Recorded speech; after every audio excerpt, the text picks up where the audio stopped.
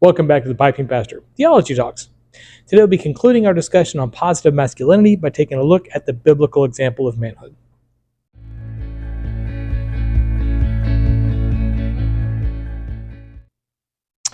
Well, this afternoon, in my newly acquired smoking attire, I am enjoying some pirate cake.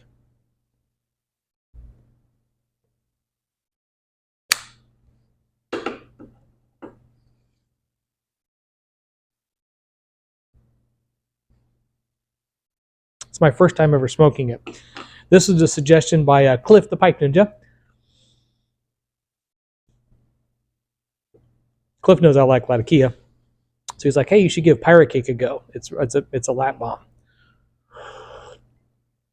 And honestly, I've never really been all that impressed with a lot of the Cornell and Deal tobaccos. I've gotten a few of them.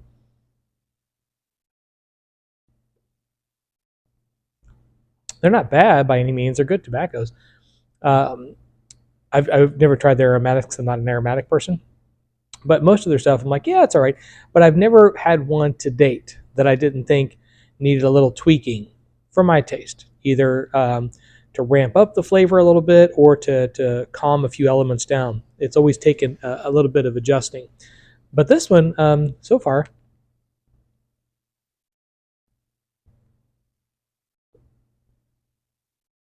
it's just nice. I mean, it does have a really good Latakia flavor to it.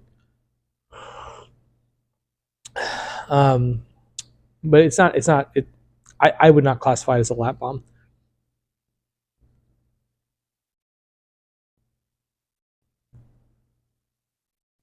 Not that I would mind if it was. But yeah, it's nice. I think this one could just be good to go as it is. So thank you, Cliff.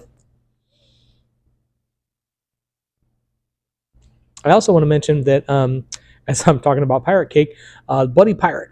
So some of you may subscribe to his channel. But he's commented on a lot of my videos, and I'm sure a lot of yours as well. But he made a great suggestion when I was lamenting about the broken stem from my pipe by Lee, about a place where you can order replacement pipe stems, even for classic or older estate pipes. They have those as well. So I'll put a link in the description to the website that he was talking about. Very helpful. I mean, I wish I would have known about it before I recycled the pipe, after I broke it, because I could have, had a straight bulldog. But in any case, I'll get one at some point, I'm sure. And I finished this weekend the restoration of the other estate pipes I got in that batch. Had a fun time in the garage with my daughter. She was going through and cleaning all of her tack, her saddle, and so on and so forth. And while I was restoring the pipes out, and because I had to Dremel a couple of them out because it was bad, and my reamer, even on the smallest setting, wouldn't fit inside these tiny little bowls. So I had to use my Dremel with a small Dremel setting to get the inside cleaned out. But it turned out great. And a couple of them are well over 100 years old, and I had to do some research to figure out where they came from. But I'll do another video on that. I don't want to take up too much time here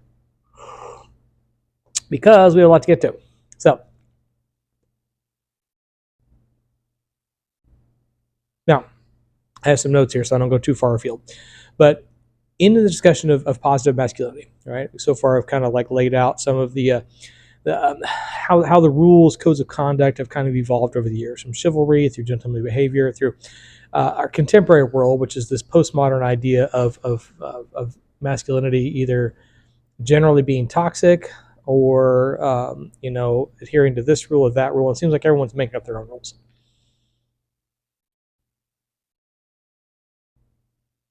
And I suggested that the problem with that is that everyone just makes up their own rules and it becomes a totally socially defined thing.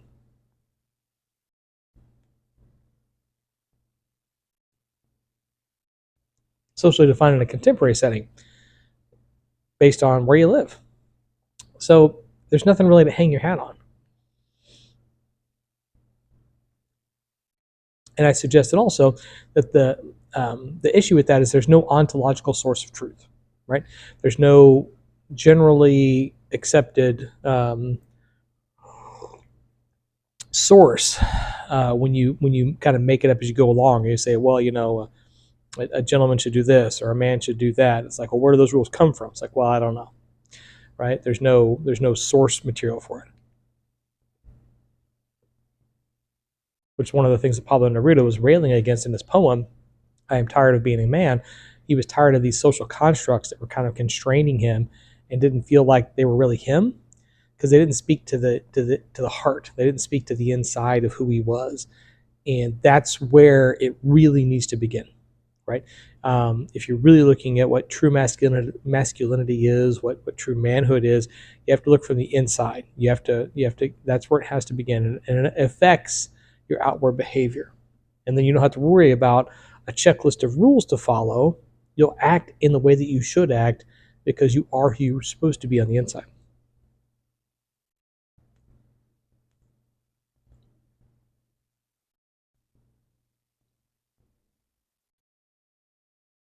Now, so that I don't end up having, a 20-minute video, because I know that those can be challenging to watch.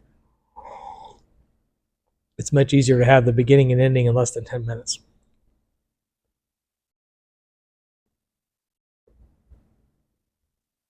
I know that, at least for myself, I find that if I'm watching someone's videos and it gets like 26, 27 minutes, I'm like, I stop it halfway in between, and then, because I typically watch these intermittently through the day or when I have some time in the afternoon or something. And I much prefer to have a 10-minute message I can just watch in 10 minutes and then, move on to something else or get something else done.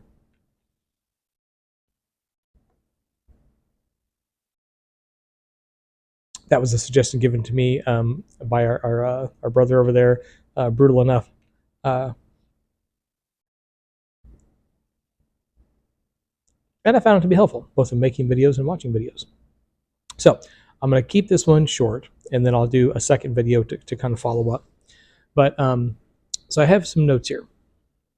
Now, to begin with, we're talking about biblical masculinity.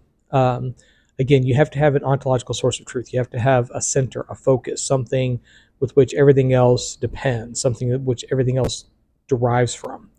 And so for that, as a Christian man, I have Micah 6:8. He has told you, O man, what is good, and what does the Lord require of you, but to do justice, to love kindness, and to walk humbly with your God.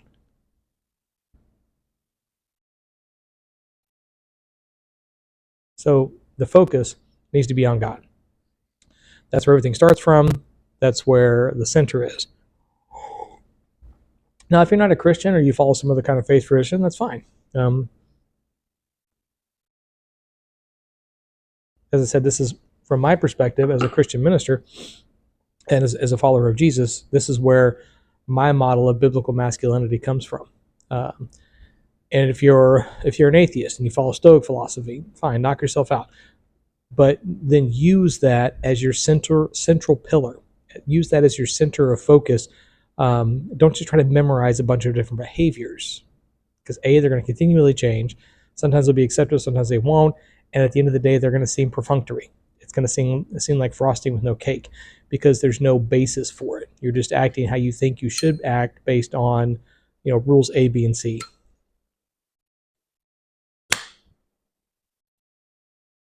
And that type of behavior, it does not demonstrate integrity and character. It demonstrates performance. So have something at the center. Have something that you can grasp onto. So that's the first thing. When it comes to manly behavior, masculinity, manhood, God must be the center and the focus. Second thing, once you have that focus, what's the goal? What's the goal of gentlemanly behavior, of exhibiting a proper form of masculinity or manhood? If the goal is just to fit in or to be accepted, well, again, you're talking about performance art. You're not talking about you as a person being a good man or being a man. You're talking about you as a person being an actor, trying to fit into the stage of contemporary society. And if that's the case, then Just figure out what everyone else wants you to do and then do it. But again, that's not walking with integrity. That's walking in performance. So what is the goal? What is the purpose? Well, for me, again, as a Christian man, 1 John 2:6, whoever says he abides in him ought to walk in the same way in which he walked. He's talking about Jesus. Try to be like Jesus. Try to work towards that idea of masculinity, that idea of manhood. See where that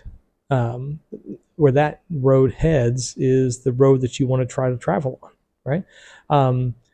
So the God is the focus, and the object is to be more like Jesus. That's where the Christian idea of biblical manhood begins and is pointed to. So I'm going to leave it here for this one. And then I'm going to come back and I'll do a second video where I lay out some of the rules. Because, there's rules, there's guidelines, there's codes based on biblical text, so there are essentially, there are 6 things that we are meant to do as men. There are 6 guidelines that we're meant to follow to exhibit, a biblical model of masculinity. And that 6th one actually has 1, 2, 3, 4, 5, 6, 7, 8, 9, 10, 11, 12 subcategories. So, so there is a bit here. I think it was overly optimistic of me to think I could just get on here and knock this out in one video. I don't think that's going to happen. So I will do a follow-up video to come. I shan't tease you for too long on it. I'll get it out shortly. As a matter of fact, I may just record it just immediately after this. But that way you can break it up into 2 segments, and I won't be taking up half an hour of your time in one video. But I will get to those rules, get those subcategories in the next video. Again, I might just start right after this.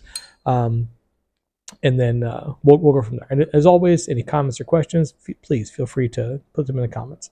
Has some great comments and questions on the series so far, and it's started some good conversation. So in any case, that is it for this one. So hope you have a lovely week. As always, happy reading.